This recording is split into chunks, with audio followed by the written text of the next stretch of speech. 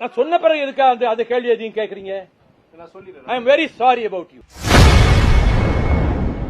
திமுகவிடம் இரட்டை இலக்கத்தில் மதிமுக சீட் கேட்க உள்ளதா என செய்தியாளர் எழுப்பிய கேள்விக்கு மதிமுக தலைவர் வைகோ ஆவேசமாக பதிலளித்திருப்பது கடும் அதிர்ச்சியை ஏற்படுத்தியுள்ளது.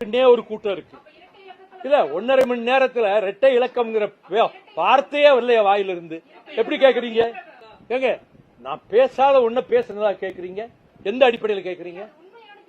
உண்மையானா யாரோ தெருவில் வரோம், யாரோ உளறி இருப்பான், அதை கேட்டுட்டீங்க கேக்குறீங்க.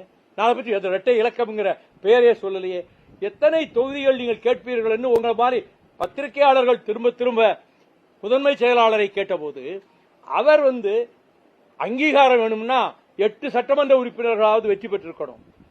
அதை நினைச்சு ஒரு 12 தொகுதி கேட்கலாம். ஆனால் அது கூட என்னுடைய முடிவல்ல, எத்தனை என்பதை தலைமை கழகம் தலைமைதான் தீர்மானிக்கும் பதில் சொல்லிட்டாரு. 12ங்கிறது யாரும் யோசிக்கவும் இல்லை, வைக்கவும் இல்லை. அவரது உதாரணத்துக்கு சொல்லும் போது ஒரு 12 தொகுதி கேட்கலாம், அது கூட இறுதியான முடிவல்ல, தலைமை என்ன முடிவு எடுக்கிறதோ அதான் நடக்கும் சொல்லிட்டாரு. அது ஒரே நிமிஷம் சகோதரியோட கேள்விக்கு பதில் வேற क्वेश्चंस நீங்க எதுவும் நிராகரிக்கிறேன்னு சொல்றேன் நான். ஒரு நிமிஷம் சகோதரி, நீங்களா கற்பனை பண்றீங்களா? இது உங்க கற்பனையா? இரட்டை இலக்கம் வேண்டாம் நீங்க சொல்றீங்களா? நான் சொன்ன பிறகு எதுக்கா அந்த கேள்வி எதையும் கேட்கறீங்க? I am very sorry about you. இதே மாதிரி பத்திரிகையாளர் சந்திப்பு திருச்சியில.